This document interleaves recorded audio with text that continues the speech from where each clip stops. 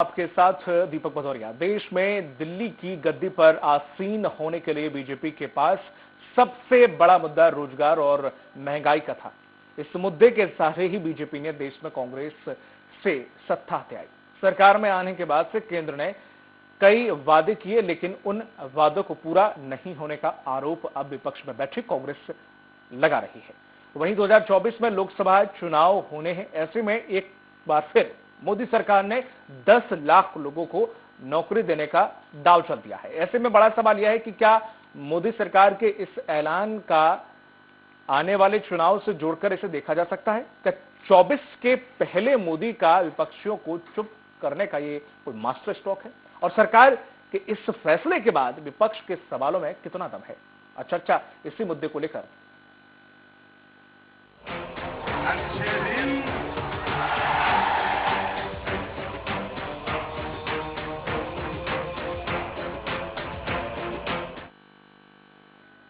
प्रधानमंत्री नरेंद्र मोदी अपने फैसलों से हर किसी को चौंकाते रहे हैं। एक बार फिर से पीएम मोदी ने एक ट्वीट करके सभी को हैरान कर दिया।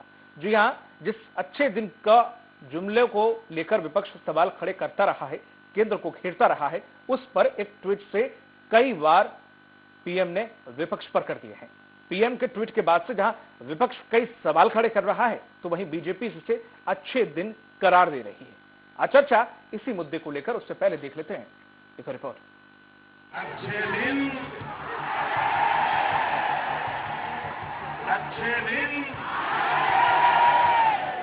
वाह, अच्छे दिन आएंगे, ये नारा आपने कई बार और कई मर्तबा सुना होगा। अच्छे दिन, ये वही नारा है जिस नारे के सहारे वक्त वक्त पर राजनीतिक दल मोदी सरकार को घेरते रहे। करोड़ों को रोजगार देने का वादा करने वाली मोदी सरकार ने एक बार फिर से रोजगार ही रोजगार मुहैया कराने का दांव चल दिया है। दरअसल पीएम मोदी ने ट्वीट किया है कि केंद्र की मोदी सरकार आने वाले 1.5 सालों में 10 लाख नई नौकरियां देगी। पीएम मोदी के ऐलान के बाद से फिर क्या सियासी पारा उबल गया और बेरोजगारी को लेकर बहस छिड़ गई। बीजेपी के नेता जहां मोदी सरकार की इस पहल का स्वागत कर रही हैं, वहीं कांग्रेस इस पर मोदी जी के पहले वादे का जिक्र करते हुए इसे एक और झुंझुना बता रही है। प्रधानमंत्री जी का आभार बहुत बहुत। सर्वांगीण सोच रखते हुए बेरोजगारी के क्षेत्र में एक बड़ा कदम केंद्र सरकार का है। प्रतिवर्ष 2 करोड़ रोजगार देने की बात कही थी और अब 1.5 सालों में सिर्फ 10 लाख रोजगार देने की बात कही जा रही है। अब इन पर कितना विश्वास करे देश, यह खोज का विषय है। देश में बेरोजगारी की दर कम करने के मामले में छत्तीसगढ़ एक बार फिर से अव्वल रहा। मई में छत्तीसगढ़ की बेरोजगारी दर मात्र 0.7% रही। इस अवधि में देश में बेरोजगारी दर 7.1% थी। पहले मार्च और अप्रैल 2022 में भी छत्तीसगढ़ की बेरोजगारी दर देश में सबसे कम 0.6% थी। देश के कम बेरोजगारी दर वाले राज्यों में मध्य प्रदेश 1.6% के साथ है, गुजरात 2.1%, उड़ीसा 2.6%, उत्तराखंड 2.9%, तमिलनाडु और उत्तर प्रदेश 3.1%, महाराष्ट्र और मेघालय 4.1%, कर्नाटक 4.3%, आंध्र प्रदेश 4.4%, पांडुचेरी 5.6% और केरल 5.8% शामिल है। हरियाणा में 24.6%, राजस्थान में, जम्मू और कश्मीर में 18.3%, त्रिपुरा में 17.4%, दिल्ली में 13.6%, गोवा में 13.4%, बिहार में 13.3%, झारखंड में 13.1%, हिमाचल प्रदेश में 9.6%, तेलंगाना में 9.4%, पंजाब में 9.2%, असम में 8.2%, सिक्किम में 7.5% दर्ज की गई। बीजेपी के नेता मोदी की तारीफ करते हुए नहीं थकते, तो वहीं कांग्रेस इसे महज एक घोषणा बता रही है। एम्प्लॉयमेंट का मतलब है कि सिर्फ सरकारी नौकरी के साथ साथ उनको रोजगार के लायक बनाना, और प्रधानमंत्री जी हर बार लोगों को रोजगार से जोड़ने के लिए काम करते हैं, उसमें चाहे प्रशिक्षित लोग हो चाहे अप्रशिक्षित। तो जनता को ठग के जो वोट हासिल किया था, मोदी जी ने, भारतीय जनता पार्टी ने, उसके लिए जनता से माफी मांगना चाहिए। अब जनता का मोदी जी पे, उनकी भारतीय जनता पार्टी पे, उनकी सरकार पर से भरोसा उठ चुका है और बहुत ये उनका अंतिम चरण है। अब आने वाले समय में जनता मोदी जी से बेवकूफ नहीं बनने वाली। बहरहाल कोरोना काल ने देश की आर्थिक व्यवस्था को तोड़ मरोड़ कर रख दिया है। हालात किसी से छिपे नहीं हैं। कई लोगों को नौकरी से हाथ धोना पड़ा था, तो कई लोगों की जान चली गई, कई लोग बर्बाद हो गए। ऐसे में बढ़ती बेरोजगारी और आर्थिक मंदी से जूझ रही अर्थव्यवस्था को सरकार रोजगार सृजन के जरिए बड़ा बूस्टर डोज देने की बात कर रही है। ऐसे में अगर सरकार इस वादे को पूरा कर पाती है तो ये 2024 के चुनाव में सरकार का एक बड़ा मास्टर स्ट्रोक होगा। सलमान खान, स्वराज एक्सप्रेस। क्या है बेरोजगारी दर बढ़ने के कारण? CMIE के अनुसार अर्थशास्त्रियों का कहना है कि सुस्त घरेलू मांग और बढ़ती कीमतों के बीच बेरोजगारी बढ़ी है। आर्थिक सुधार की धीमी गति से रोजगार के अवसर प्रभावित हुए हैं। नोटबंदी और कोरोना वायरस महामारी के कारण भी बेरोजगारी में वृद्धि हुई। सरकारों के खाली पदों को न भरना भी बेरोजगारी बढ़ने का एक कारण है। देश भर में 60 लाख सरकारी पद खाली पड़े हैं। 30 लाख पद केंद्र सरकार और बाकी 30 लाख राज्य सरकारों के विभागों में हैं। और इसी पर ज्यादा चर्चा के लिए मौजूद हैं कांग्रेस प्रवक्ता हैं धनंजय सिंह ठाकुर। ठाकुर जी, आपका स्वागत है स्वराज एक्सप्रेस में। बीजेपी नेता हैं इंजीनियर सत्येंद्र चौधरी जी। चौधरी जी, आपका भी स्वागत है। अर्थशास्त्री हैं डॉक्टर तपेश, आपका भी बहुत बहुत स्वागत है।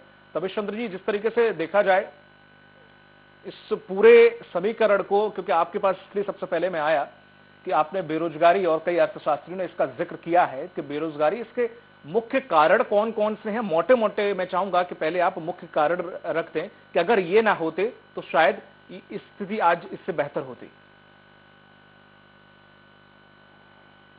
मुद्रास्फीति दर में जिस तरीके से परिवर्तन हो रहा है, ये सबसे बड़ा कारण होता है बेरोजगारी का। मतलब ये हुआ कि हमारे राष्ट्र की, प्रदेश की उत्पादकता है वो कमजोर हो रही है। ये किसी इकाई के बारे में एक काल्पनिक धारणा जिसको मान के चलते हैं हम। यदि अगर प्रदेश की उत्पादक क्षमता बढ़ी है तो निश्चित मान के चलिए कि वहां पे बेरोजगारी की दर न्यूनतम स्तर पर होगी, जैसा कि छत्तीसगढ़ का आप आंकड़ा बता रहे हैं। यहाँ के उत्पादन स्तर अच्छा है। राष्ट्रीय स्तर पर जब हम समीक्षा करते हैं तो राष्ट्रीय स्तर पर हम समग्र रूप से अध्ययन करेंगे, किसी प्रदेश और इसका लेके शामिल नहीं करेंगे। जब हम यहाँ पे उत्पादकता की बात करते हैं तो यहाँ पे सिर्फ शासकीय सेवा नहीं, उद्योग ही नहीं, बल्कि मानव श्रम के द्वारा, अपने द्वारा प्रयोग किए जाने वाले आय के स्रोतों को भी इसमें शामिल किया जाता है। चाहे वो नाई की दुकान हो, चाहे वो किसान हो, चाहे वो उद्योगपति हो, सभी के संसाधन इसमें जुड़े हुए होते हैं। उसकी लागत, उसकी आय, ये सब चीज की समीक्षा करते हुए उसके दरों को ज्ञात किया जाता है। अर्थव्यवस्था की दृष्टिकोण से यदि अगर हम देखें तो वह राष्ट्र सबसे ज्यादा निपुण और सक्षम माना जाता है जहां पे बेरोजगारी की दर न्यूनतम हो। और दूसरी बात यह है कि हम अर्थव्यवस्था का मापदंड दूसरा रखते हैं वहां की मुद्रास्फीति दर और वहां के मूल्य निर्धारण के तत्वों को। अब हम प्रदेश के और देश के 2-3 वर्षों का मूल्यांकन करें तो सबसे बड़ी बात यह आती है 3 वर्षों में कोरोना ने जिस तरीके से लोगों को बेरोजगार किया, लोगों का व्यय किया और लोगों को बाद में जो रोजगार दिया है, तो मुझे ऐसा नहीं लगता कि आने वाले समय में शासकीय जो पद हैं वो तो भरे जाएंगे ही जाएंगे, साथ ही जो अन्य संसाधन हैं वह भी विकसित होंगे। पर्यटन के विकास की प्रबल संभावना है, चिकित्सा के क्षेत्र में लोग प्रबल हैं तो वहां पे होगा। और इन सबसे महत्वपूर्ण चीज है जो नई शिक्षा नीति है जिसमें गुणवत्ता की बात कही गई है, रोजगार की बात कही गई है, यदि अगर उसको प्राथमिकता से लागू करते हैं तो निश्चित तौर पर रोजगार के अवसर में वर्तमान में जो आप कह रहे हैं इससे 10 गुना ज्यादा संभावना है। आज हम शिक्षा को ये मान के चलते हैं कि शिक्षा के बाद आदमी कलेक्टर बने, डिप्टी कलेक्टर बने, यूपीएससी पास करे और ऐसे प्रशासकीय पद में जाए, यही रोजगार नहीं है। यदि अगर व्यक्ति गुण और निपुणता के साथ अपने बल पर स्वावलंबन की ओर बढ़ता है, रोजगार स्वयं सृजन कर लेता है, तो वह भी महत्वपूर्ण रहेगा। आज शासकीय सेवाओं के अपेक्षाकृत निजी क्षेत्र में रोजगार की ज्यादा संभावना है, अपने स्वराज की ज्यादा संभावना है। तो अगर हम स्वयं अपना रोजगार प्रारंभ करते हैं प्रशिक्षित होकर, तो हमारे देश का और प्रदेश का गुणवत्ता के साथ साथ रोजगार के अवसर वृद्धि होगी और आर्थिक संबद्धता प्राप्त होगी। इन सब चीजों के अध्ययन के बाद एक चीज और समझ में आया है, जो राष्ट्रीय स्तर पर और प्रदेश स्तर पर चल रहा है, कृषि पर ज्यादा जोर दिया जा रहा है। कृषि और कृषक पर दोनों ही आर्थिक चिंतन के आधार अब केंद्र बिंदु बनते जा रहे हैं। और इन्हीं केंद्र बिंदुओं को लेकर अगर हम सोचें तो कृषि पर आधारित उद्योग की संभावना ज्यादा है। हम इसी प्रकार से वनोपज के बारे में ले तो वनोपज पर आधारित उद्योगों की ज्यादा संभावना है, चाहे वो हर्बल के रूप में ले, चाहे बायो प्रोडक्ट के रूप में ले। हमने गौधन को भी यहाँ पे छत्तीसगढ़ में माना है रोजगार का अवसर।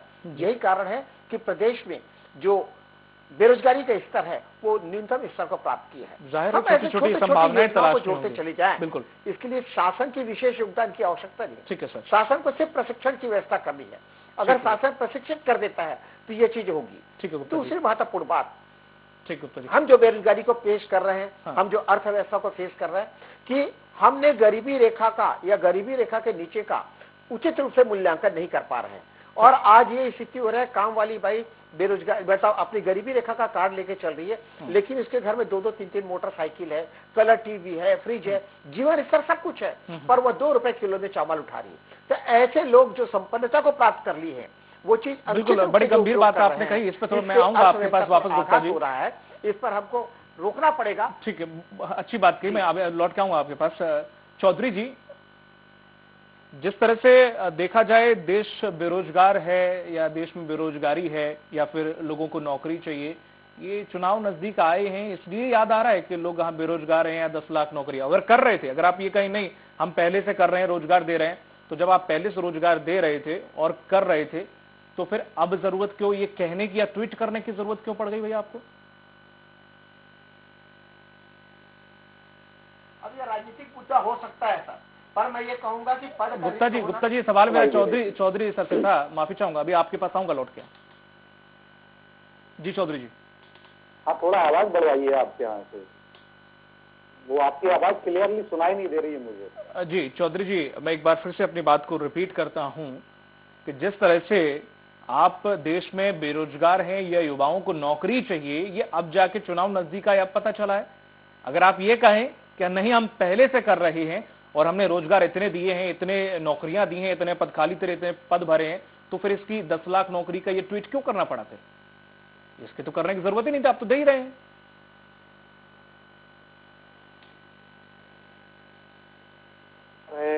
रोजगार के लिए और विकास के जो मुद्दे होते हैं उसमें भारतीय जनता पार्टी चुनौती के तौर पर लेती है। और आप देखिए विकास के मुद्दों पर अगर बात करेंगे तो जो है विपक्षी दल मुर्गी खाते हैं, तो दरअसल वो हमेशा मुद्दा भटकाते हैं।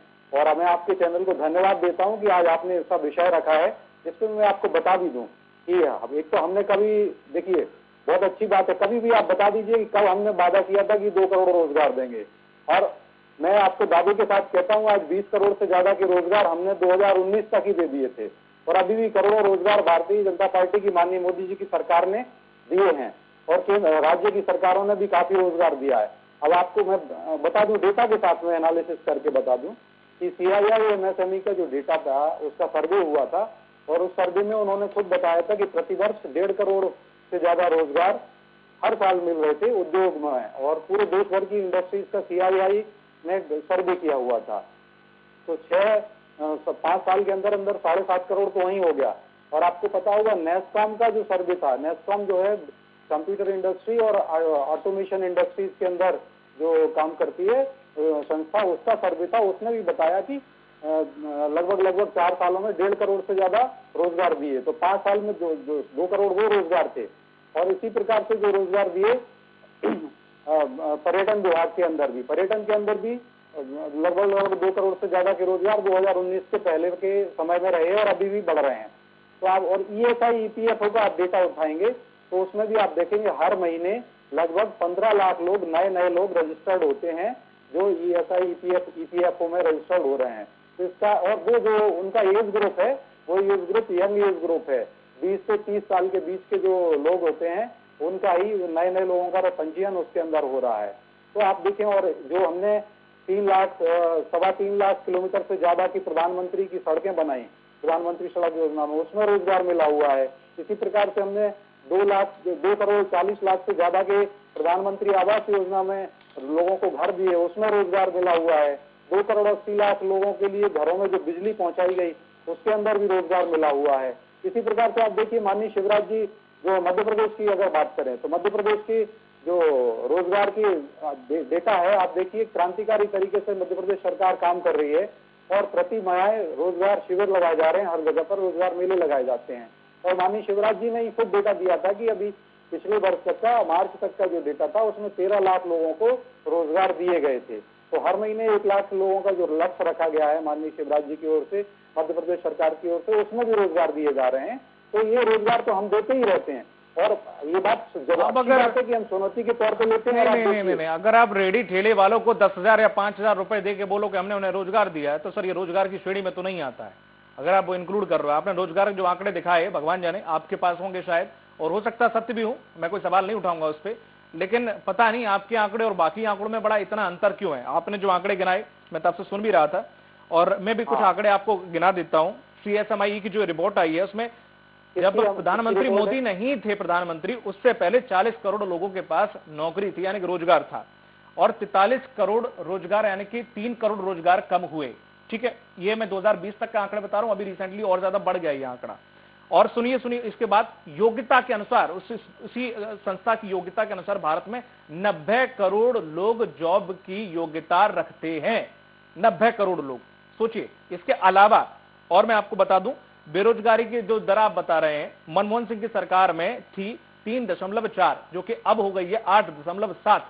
अब आप अपने आंकड़े, और मैं कोई लाया नहीं, बाकायदा मैं रिसर्च करके लाया हूं, कोई एरा गैरा कोई उठा के नहीं लाया हूं।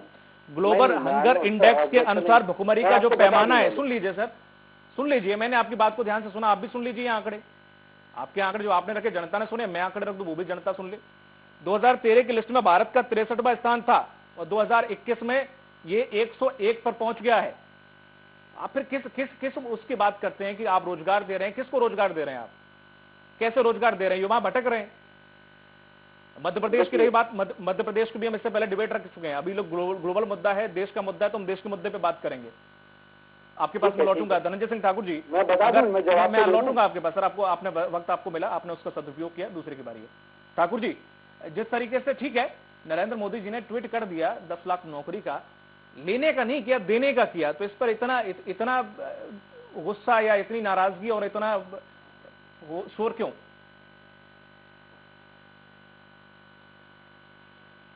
देखिए भदौरिया जी, सवाल ये उठता है कि आपने देश के युवाओं के साथ एक बार और छल करने का काम किया है।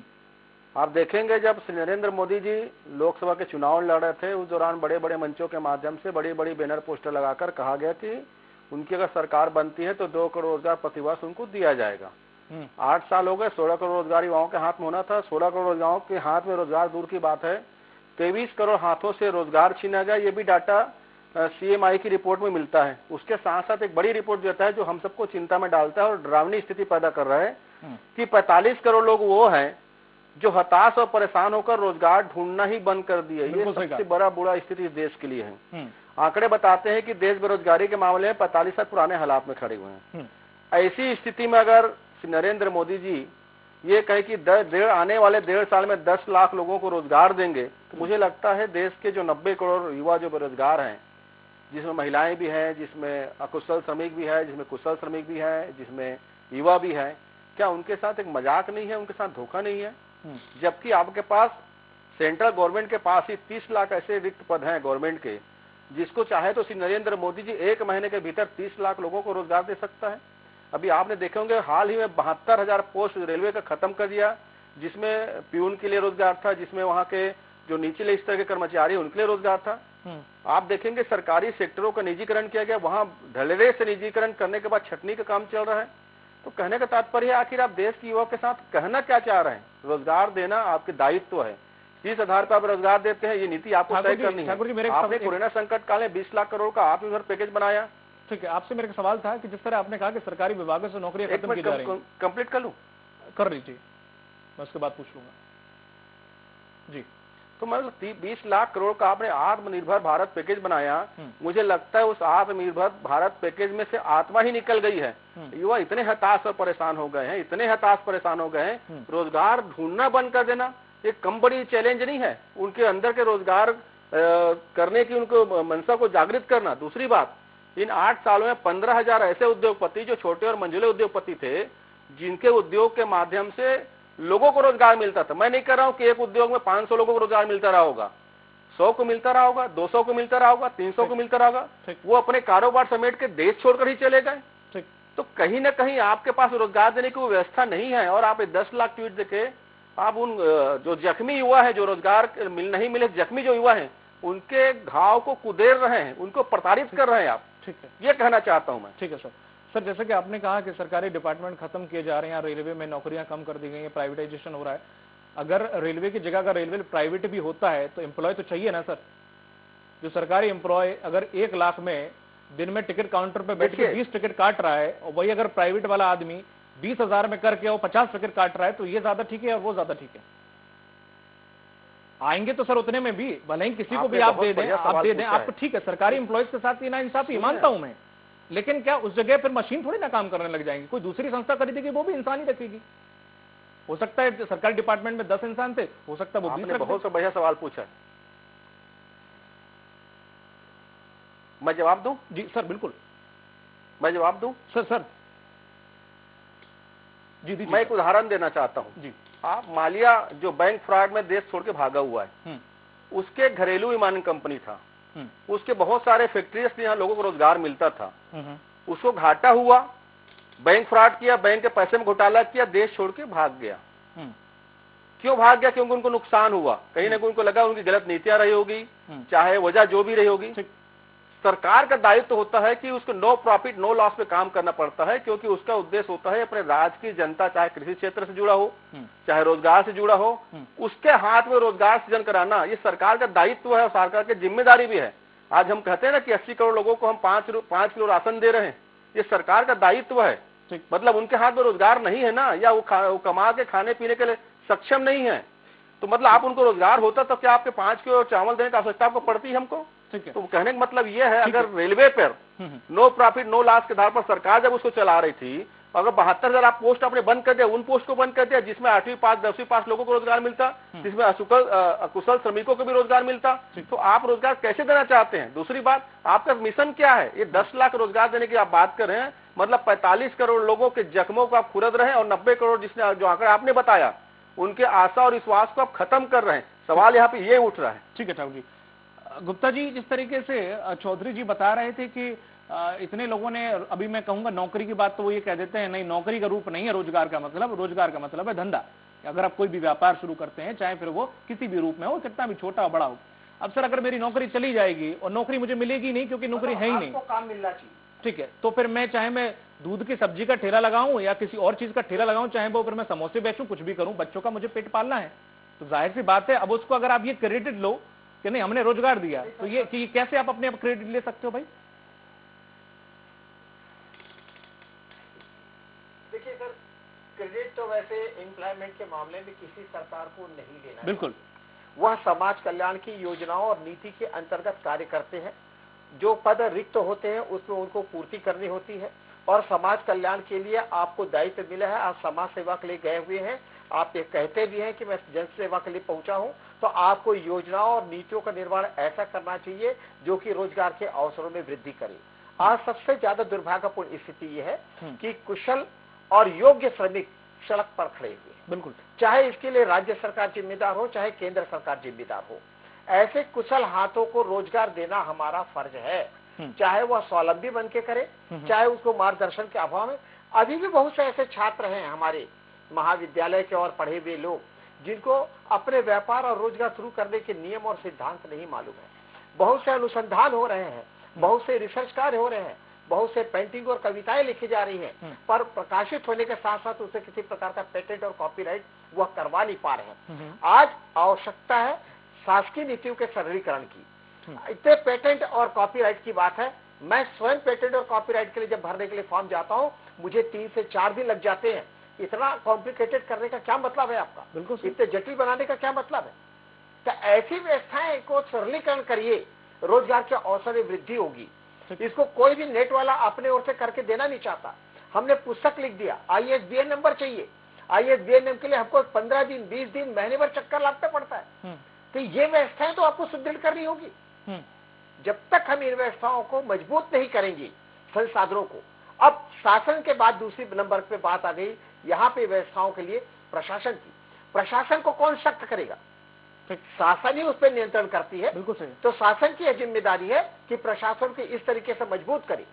जब तक शासन और प्रशासन दोनों में संतुलन नहीं बनेगा, अर्थव्यवस्था के लिए हम संघर्ष नहीं करेंगे, तब तक हमें किसी भी क्षेत्र में सफलता नहीं मिलेगी। बिल्कुल गुप्ता जी, हमारे प्रजातंत्र के आधार बिंदु है बड़ा महत्वपूर्ण बात रख रहे हैं, प्रशासन और न्याय। मैं एक सवाल और पूछूंगा। जिस तरह से सरकार कहती है, चाहे वो राज्य सरकारें हों चाहे वो केंद्र सरकार के, हमने बहुत सारी योजनाएं चला रखी हैं जिससे लोन ले सकते हैं रोजगार कमाने रखने के लिए, या कोई फैक्ट्री डाल सकते हैं और तमाम सारी चीजें डाल सकते हैं, अपना रोजगार खोल सकते हैं।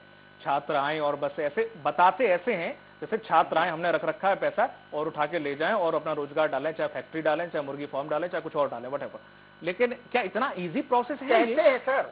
लोगों को तक जानकारी कहां पहुंच पाती है? एक तो जानकारी नहीं है, तो ये प्रोसेस इतना इजी है कि वो बैंक वाले रखे हैं, आप जाओ अपना आइडिया बताओ या फिर अपने डॉक्यूमेंट जमा करो और वो लोन दे देते। लो सर, अब जाके आप बहुत सारा पैसा कमाओ, जाके ये लो, जरूरत पड़े तो और फंड हम दे देंगे। आपके पास ही आ रहा हूं ठाकुर जी, गुप्ता जी, इतना इजी है ये सब कुछ? जी, मेरा ये कहना है सर कि हमारे पास योजनाएं बनी हुई है, नीतियां बनी हुई है। हमने बहुत सी चीजें बैंक के ऊपर छोड़ दिया, बहुत से चीजों को हम जिला उद्योग केंद्र पर छोड़ दिए। अब इनके बीच कोऑर्डिनेशन हो तब ना। काउंटर पे जाइए, कहता है साहब आज हमारी फलाने जगह ड्यूटी लग गई, इस कारण वो वहां गया है, उसके यहाँ बीमार पड़ गए, इस कारण वो वहां गया। आखिर आदमी को सुविधाजनक जानकारी कब मिलेगी? राज्य सरकार कुछ हद तक पॉम्पलेट बांटती है, पॉम्पलेट की भाषा और काउंटर पे खड़े होने के बाद जो परिस्थितियां आती है, दोनों में अंतर है। कर्मचारी अधिकारी सहयोग करने के लिए तैयार नहीं होते हैं, तो ये परिस्थितियों से हमको जूझना पड़ता है। ये सिर्फ केंद्रीय योजनाओं के बारे में नहीं है, राज्य योजनाओं के बारे में नहीं है, छोटे से छोटे कार्य में म्युनिसिपल कॉर्पोरेशन के काउंटर से लेके आपको केंद्रीय कार्यालय तक यही लापरवाही मिलती है। हमको प्रशासन को मजबूत करना होगा ताकि वो रोजगार के अवसरों में सहयोग करे। बैंकिंग सेवाओं को भी हमको ध्यान देना होगा। बैंक वाले उद्योगपति की ओर ज्यादा टारगेट करते हैं, छोटे स्वरोजगार मूलक व्यक्तियों की ओर ध्यान नहीं देते हैं। ये चीजें हमको करना होगा। अगर आप 10,000 कमा रहे हैं तो बैंक वाले लोन नहीं देखते, सिविल स्कोर देखते हैं सबसे पहले, सैलरी स्टेटमेंट दिखाओ उसके बाद लोन देखें। बहुत बुरा हाल है बैंकिंग सेक्टर का, तो बहुत बुरा हाल है। उद्योगपति जो उनका पैसा खाते हैं स्टेटमेंट मांगते हैं, वही तो बता रहा हूं मैं, कुछ भी इजी नहीं है जितना बताया जाता है। चौधरी, चार्टर्ड अकाउंटेंट के स्टेटमेंट मांगते हैं। जो लड़का पढ़ के आया है वो कहाँ चार्टर्ड अकाउंटेंट की स्टेटमेंट लाएगा? बिल्कुल सही कहा आपने। चौधरी जी, जी हाँ, जिस तरह से मैं कुछ, अब मैं भारत की बात कर रहा हूं, हालांकि नहीं करनी चाहिए, लेकिन आपको बहुत सारे ऐसे देश हैं जहां 5 मिनट के अंदर सरकार से रोजगार की परमिशन आप मिल जाती है और लोन भी मिल जाता है और आप रोजगार डाल सकते हैं विद इन 5 मिनट। एस्टोनिया जैसे कई ऐसे देश हैं जहां 5 मिनट में। क्या ये अपने देश में नहीं हो सकता, जब सबसे ज्यादा बेरोजगार अपने देश में, सबसे ज्यादा रोजगार खोलने का जज्बा अपने देश में, सबसे ज्यादा युवा अपने देश में, सबसे ज्यादा आइडियाज अपने देश में, सबसे ज्यादा पढ़े लिखे लोग अपने देश में? नहीं, बिल्कुल। और देखिए, पहली बात तो अभी जो आपने प्रश्न किया इस पर मैं बता दूं और उसके बाद मैं बता देता हूँ। रोजगार ये जो अपना अच्छा विषय रखा है, इस पर थोड़ा और लाइट डालने की जरूरत है, क्योंकि रोजगार को हम एक सीमित ना कर दें। रोजगार एक बड़ा वैसा सब्जेक्ट है जिसको कि हमें उसमें सबको समाहित करना पड़ेगा।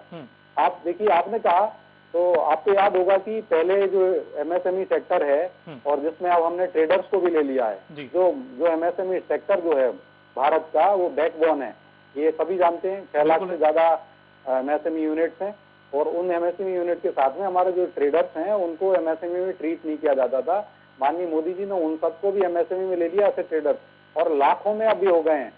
30 लाख से ज्यादा लोग जो है पूरे देश भर में आ रहे हैं एमएसएमई में अब ट्रेडर्स को भी लेने से। और उनके लिए एक स्कीम लाए और उसमें कहा गया कि आप करोड़ों रुपए का भी लोन अगर आप अपनी यूनिट के लिए ले रहे हैं तो वो 1 घंटे के अंदर अंदर आपको मिलेगा। और ये सारे बैंक्स भी उसके लिए प्रतिबद्ध हैं और उसमें काफी एमएसएमई के जो ट्रेडर्स हैं और एमएसएमई यूनिट्स हैं वो सभी के सभी उस सेक्टर में आने लगे हैं और वो फायदा उठा रहे हैं। तो ये माननीय मोदी जी ने अभी किया।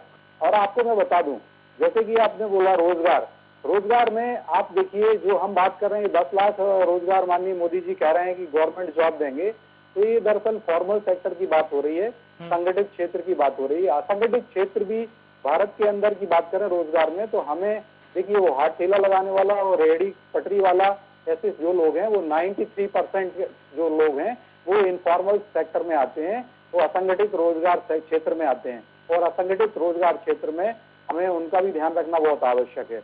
ईपीएफओ का जो डेटा होता है वो सिर्फ हमें संगठित क्षेत्र के बारे में जानकारी देता है, असंगठित क्षेत्र की नहीं देता। तो मैं वही आपको बता रहा था कि जैसे जो हमने काम किया है, जो संगठित क्षेत्र जो है, जो कि मात्र 5-7% के करीब है पूरे रोजगार की दृष्टि से देखा जाए, और 90 से 95% का जो क्षेत्र है वो असंगठित क्षेत्र है, जो इनफॉर्मल सेक्टर है, उसके लिए भी काम करने की बहुत आवश्यकता है। तभी हम भारत की सर्वहारा वर्ग की सबका साथ, सबका विकास, सबका कल्याण और सबका विश्वास और सबका प्रयास, तभी हम फलीभूत कर पाएंगे, जो हमारा मंत्र है। तो माननीय मोदी, हमने वही काम किया है, और मैं वही तो कह रहा था कि हमने पिछले 5 सालों में 20 करोड़, अभी तो लगभग हम 30 करोड़ से ज्यादा के रोजगार दे चुके। आप देखिए 110 लाख करोड़ से ज्यादा के आधारभूत ढांचा बढ़ाने का जो प्रोजेक्ट हमने संकल्प लिया था, उसमें कितने लोगों को काम मिल रहा है। आप देखिए जहाजरानी मंत्रालय जो है, ट्रांसपोर्ट मिनिस्ट्री है, उसमें लगभग 10 लाख करोड़ के आसपास के काम हो चुके हैं इंफ्रास्ट्रक्चर प्रोजेक्ट में। खुद नितिन गडकरी जी बताते हैं, तो उसमें कितने सारे लोगों को रोजगार मिला। प्रधानमंत्री मुद्रा योजना की जो मैं आज आपको बताऊं, प्रधानमंत्री मुद्रा योजना में अभी लगभग 35.36 करोड़ 33.36 करोड़ लोग अभी तक उससे बेनिफिशरीज हो गए हैं। और मैं बता दूं, उद्यम, अगर कोई व्यक्ति उद्यम डालता है, उद्यमशीलता में आता है, तो वो स्वयं को तो रोजगार में देता ही है, आत्मनिर्भरता की ओर ले जाता है, उसके साथ साथ 1, 2, 3, 4 लोगों को भी वह अपने लोगों को भी और रोजगार देता है। तो उद्यमशीलता को भी माननीय मोदी जी की सरकार ने बढ़ावा दिया है। और इसी कारण से हम कहते हैं, जब हम विकास की बात करते हैं, चैलेंज की बात करते हैं, चुनौती के तौर पर लेते हैं, जो आपने मुद्दा रखा है आज का, तो मैं उसी बात को कह रहा हूँ कि हमने काम किया और आज 30 करोड़ से ज्यादा रोजगार दिए हुए हैं। कई बार मैंने इस पर आर्टिकल्स भी लिखे हैं और बाकायदा डेटा के साथ, प्रमाण के साथ दिया। और आपको बता दूं, माननीय जब अटल जी की सरकार थी ना, 2004 में हमारी सरकार की बलि ले ली गई थी, तो कांग्रेस ने इसी बात को मुद्दा बना लिया था, और उस समय हमारी माननीय अटल जी की सरकार चूक गई थी, और उन्होंने उस समय जो रोजगार के ऊपर सर्वे नहीं कराया था। सर्वे का रिजल्ट हमारी सरकार जाने के बाद आया, जब मनमोहन सिंह जी की सरकार आ गई, उसके बाद सर्वे का रिजल्ट आया, और उसमें ये पता चला कि 6.5 करोड़ से ज्यादा के रोजगार माननीय अटल जी की सरकार ने 4 सालों में दिए थे। तो वह गलती हमने 2014 के बाद 2019 में नहीं की, और हमने बताया कि हमने करोड़ों रोजगार दिए। और आज मैं दावे के साथ कहता हूँ कि लगभग 30 करोड़ से ज्यादा के रोजगार भारतीय जनता पार्टी की माननीय नरेंद्र मोदी जी की सरकार ने दिए, और हमारी राज्य सरकारें, मध्य प्रदेश में माननीय शिवराज जी की सरकार भी कैरिस्मेटिक कार्य कर रही है इस क्षेत्र में। और जो बात आपने CMI के डेटा के ऊपर बोला ना, सर मैं बता दूं, बिल्कुल आपके पास मैं लौटूं। जी हाँ। ठाकुर जी, जिस तरीके से, ठीक है, माना बेरोजगारी है, लेकिन आज से हम अगर 10 साल या कुछ साल पहले जाएं, ये तो समय मैंने भी देखा है, हम जैसे गांव वगैरह में रहते थे, तो अक्सर जो युवा होते थे गांव के, वो युवा अक्सर ताश खेलते थे, सुबह हो शाम को हो, किसी भी नुक्कड़ पे या किसी के चबूतरे पे बैठ के, और खैनी दबा के घूमते थे। लेकिन आज नहीं दिखते। आज अगर आप गांव में जाएंगे तो युवा अगर फलाना कहाँ गया तो फलाना टोल टैक्स पे काम कर रहा है, कि फलाना कहाँ गया, फलाने की वहां जॉब लग गई है। कोई युवा आप गांव में घूमता हुआ दिखाई नहीं देता। ये अंतर आया, इसे आप स्वीकार करेंगे? देखिए, मुझे ऐसा लगता है कि ये जो बातें हैं वो ये साबित नहीं करता कि गाँव कहाँ पे रोजगार मिला है, क्योंकि मैं भी ग्रामीण प्रदेश से आता हूँ, मैं भी गाँव में रहता हूँ, इसलिए बात को भली भांति समझता हूँ। आप देखेंगे, एक दौर था जब युवाओं को गांव में ही रोजगार मिलता था, क्योंकि ग्रामीण क्षेत्र का रोजगार का सबसे बड़ा कोई साधन होता है तो कृषि आधारित क्षेत्र है, कृषि क्षेत्र होता है, उसमें युवा रोजगार करते हैं। अगर गांव में आज आपको युवा नहीं नजर आ रहे, इसका मतलब ये है कि रोजगार के गंभीर संकट है गांव में, और युवा वहां से पलायन कर गया है। वो अपने माता पिता, बुजुर्ग माता पिता को, घर को छोड़कर, अपनी मातृभूमि को छोड़कर, अपने रिश्तेदारों को छोड़कर, अपने हॉबी और शौक को छोड़कर, अपनी जो उम्मीद थी उसको छोड़कर वो कहीं और जाके रोजगार ढूंढ रहा है। ये इसका सबसे बड़ा कारण है। दूसरी बात, मैंने आपसे एक बात ये कहना चाह रहा था कि अगर आप रोजगार में चर्चा कर रहे हैं, जैसे कि CMI की जो रिपोर्ट बताती, वो एक स्टेट की नहीं बताती है, एक देश की नहीं बताती, सारे रोजगार के जो आंकड़े उसको बता रहे हैं। यहाँ तो लोगों के आंखों पे और चेहरों में झलक रहा है बेरोजगारी ना। आप आंकड़े को दूर कर दीजिए, मत देखिए आंकड़े क्या बोलता है, मत बात करिए उसमें। लेकिन आप देखेंगे जहां पे आप रहते हैं, उसके अगर 10 घर में आप सर्वे खुद कर लेंगे तो उस 10 घरों में बेरोजगारी के जो आलम दिख रहे हैं, वहाँ पढ़ा लिखा हुआ है, कोई इंजीनियर है, कोई MBA किया हुआ है, कोई अन्य विभाग का, अन्य विषय का विशेषज्ञ है, कोई कुशल श्रमिक है, कोई अकुशल श्रमिक है, किसी के पिता के रोजगार छीना हुआ है, किसी की बहन का रोजगार छीना हुआ बैठा हुआ है। तो ये चीजें आप हम खुद देख रहे हैं ना। आंकड़े को आप छोड़ दीजिए, आंकड़े के बाजीगरी पे मत जाइए आप, ये तो हमको और आपको दिख रहा है।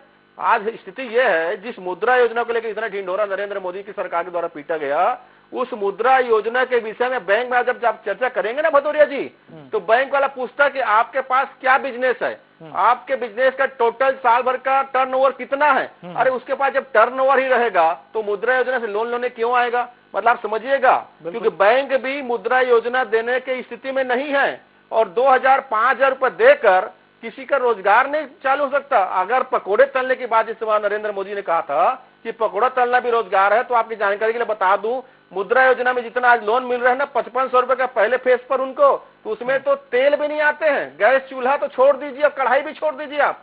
तो मैं ये बताना चाहता हूँ, अगर आप देश के युवाओं को रोजगार देना चाहते हैं तो ईमानदारी से काम करिए। आप योजना की बात कर रहे हैं, आप सुनिए ना, भाई साहब। अरे सुनिए ना भाई साहब, आपकी जानकारी अधूरी है। आपके पास जो आंकड़े, जो आप जितना आंकड़े बता रहे हैं ना, सुनिए ना चौधरी जी, आप जो आंकड़े बता रहे हैं ना, ये मध्य प्रदेश के युवा भी आपकी बात को सुन रहा है और हंस रहा होगा कि आप कह रहे हैं कि आप 30 करोड़ लोगों को रोजगार दे दिए।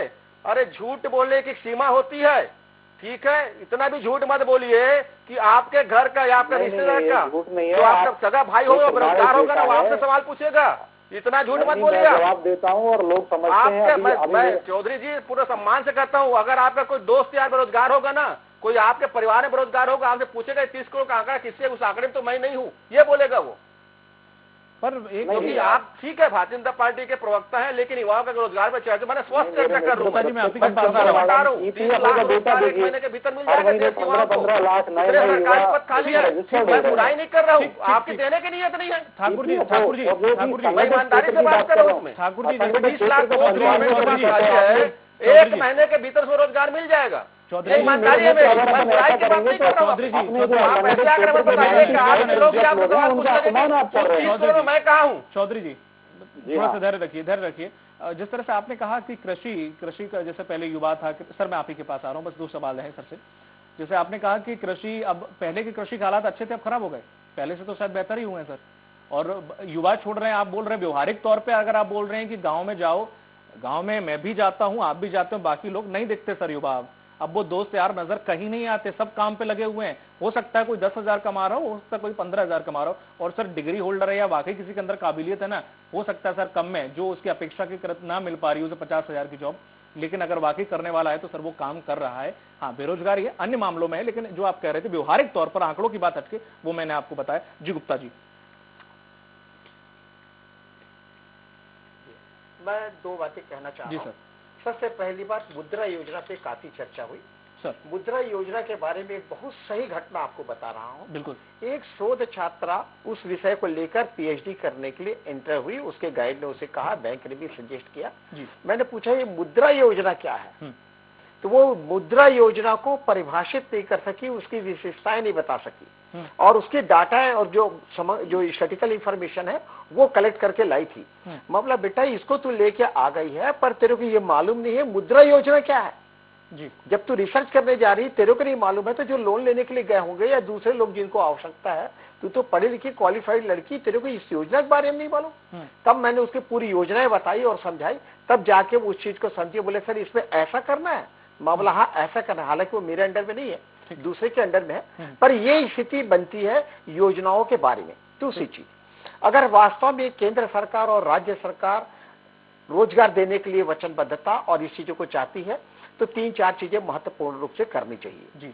आप पेट्रोल पंप देना ज्यादा शुरू कर दीजिए, गैस की एजेंसी को जिस तरीके से बांध के रखे हैं उसको लिबरल करिए, खाद वगैरह को जिस तरीके से आपने अपने गठरी में बांध के रखा है इनका एजेंसी के नंबर बढ़ाइए। जिस तरीके से पेट्रोल पंप में भीड़ लग रही है बढ़ जाएगा, स्प्रेड ओवर हो जाएगा, आपका पेट्रोल भी बिकेगा, आपको नियंत्रण करने में सुविधा होगी और रोजगार को लोगों को रोजगार के अवसर प्राप्त होंगे। दूसरी चीज, आपको बहुत सी योजनाओं को सिंप्लीफाई करना पड़ेगा। जिस प्रकार से आप अंग्रेजी का ढिंढोरा पीटते हैं, जबकि हर राज्य को 3 हिस्से में बांटा गया, क ख ग की श्रेणी में, हिंदी भाषी क्षेत्र से पत्राचार हिंदी में होना चाहिए, तो आप अंग्रेजी में करते हैं। तो यहाँ का छात्र जो हिंदी पढ़ा है वो अंग्रेजी में आपके नियमों को कैसे जानेगा। इन चीजों की और बहुत बारीकी चीजें मैं बोल रहा हूँ, छोटी छोटी चीजें जो आपके रोजगार को वास्तव में प्रभावित करेगी। आपको यातायात परिवहन व्यवस्था के लिए भी व्यवस्था करना पड़ेगा। आप रोड का जाल फैला दिए, रोड का जाल नहीं फैलाए, रोड के जाल के माध्यम से आपने पैसा संचय का आधार बना लिया। जहां देखिए वहां टोल टैक्स, जहां देखिए वहां टोल टैक्स, क्या मिल रहा है उससे? लोगों के जेब पे ऊपर जो बोझ बढ़ रहा है उस पर तो एक बार विचार करिए आप। ठीक है। तो इस तरीके की चीजों पे शासकीय धन, हम वाहन खरीदे, वाहन के साथ हमने टैक्स भी पटा दिया सर, हमने पूरी चीजें दे दी। समय कम, माफी चाहूंगा गुप्ता जी, ज्यादा क्यों चले जाए? बिल्कुल, ज्यादा आपको समय अच्छी आपको नहीं सुविधा दे पा रहा चाहिए तो अच्छी गाड़ी के लिए लीजिए। तो ये चीजें रोजगार के लिए लागत को जोड़ के देखना होगा, आप लागत कितना ले रहे हैं। चौधरी जी, आप ही के पास आ रहा हूं। सीजन नहीं होगा, कम शब्दों में खत्म करिएगा। बचत नहीं होगी तो मैं अपने बच्चे को रोजगार में कैसे लाऊं? गुप्ता जी, समय का मैं माफी चाहूंगा, आपको रोक रहा हूं। अंत में मैं यही कहूंगा सर कि हमको अपनी योजनाओं की जानकारी देनी चाहिए और हमको कोशिश ये करना चाहिए, सेंट्रल के पास जो एजेंसी है, जो गवर्नमेंट एजेंसी पब्लिक सर्विसेज के लिए है, उसको स्प्रेड ओवर किया जाए, फैलाया जाए, ताकि रोजगार के अवसर मिले और प्रबंध व्यवस्था के साथ साथ जन सुविधाओं में वृद्धि हो सके। जी, महत्वपूर्ण जानकारी दी सर आपने। चौधरी जी, जिस तरह से अब चुनाव आ रहे हैं, पहले आपके पास राम मंदिर, 3 तलाक, बहुत सारे मुद्दे थे, अब शायद नहीं है, अब शायद आपको इसी रास्ते से होकर गुजरना पड़े, बेरोजगारी और महंगाई। तो कैसे गुजरेंगे? आने वाला समय आपके लिए बड़ा तकलीफ दे, अगर आपने अभी ध्यान नहीं दिया तो। देखिए मित्रों, कम शब्दों में, 2 शब्दों बहुत अच्छा, बिल्कुल आपने चुनौती, और भारतीय जनता पार्टी चुनौती के तौर पे लेती है। जिस प्रकार से आप देखिए पेट्रोल डीजल के ऊपर हमारी केंद्र सरकार ने अभी 10-10 रुपए कम किए और 1 लाख करोड़ से ज्यादा की राहत, 1 लाख करोड़ रुपए देशवासियों को बांटे, यही कहना चाहेगा, अप्रत्यक्ष रूप से दिए। और इसी प्रकार से खाद्य तेलों के ऊपर 0% कस्टम ड्यूटी और वो सारे सेस हटा दिए। तो आप देखिए इस वर्ष की जो मई की जो महंगाई दर है, खुदरा महंगाई दर, उसमें बहुत मतलब कमी आई है। और आप निसंदेह देखिएगा तो महंगाई को भारतीय जनता पार्टी की सरकार ही संतुलित और नियंत्रित में रख पाएगी, रख लेती है और रखती रहेगी। आपने जिस प्रकार से ये बात कही थी, जो अभी आपने बात कही है, तो इसमें रोजगार तो हम हमेशा लेके आए हैं, मुद्दा हम विकास के मुद्दे को लेके आते हैं। विपक्ष दरअसल भटकाता रहता है क्योंकि विपक्ष मुंह की खाएगा। देखिए विपक्ष ने यूपीए सरकार ने हर साल 1400 किलोमीटर प्रति वर्ष रोड बनाए, NHAI का राष्ट्रीय राजमार्ग 1400 किलोमीटर, हमने बनाए हैं 50, हर साल 12,000 किलोमीटर से ज्यादा। सर ठीक है, ठाकुर जी, 14,000 किलोमीटर प्रति वर्ष। छत्तीसगढ़ में जो जिस तरह से आंकड़े हैं, छत्तीसगढ़ सब अव्वल नंबर पे है कि वहाँ पर इतना नहीं है, कुछ भी जो सवाल बनता भी नहीं है आपसे, और वहाँ की जो योजनाएं पूरा देश में प्रभावित है, चाहे वो गोबर को लेकर हो, चाहे वो अन्य योजनाएं हो, वहाँ पे बड़ा अच्छा काम कर रहे हैं। वित्त मंत्री है स्वर्गीय, उन्होंने संस्था के ऊपर भी प्रश्न चिन्ह, इनका संस्था जो है उतनी ऑथेंटिक नहीं है। माफी चाहूंगा, बस इतना ही समय था हमारे पास, आपको दे दिया। ठीक है जी, माफी चाहूंगा इस चीज के लिए। ठाकुर साहब, देखिए भदौरिया जी, छत्तीसगढ़ हमारी सरकार ने वही काम किया जिससे हर वर्ग को रोजगार मिले। हमने कृषि क्षेत्र, चूंकि छत्तीसगढ़ 85% जो क्षेत्र है कृषि क्षेत्र है, यहाँ कृषि को हमने रोजगार के रूप में फायदेमंद बनाया।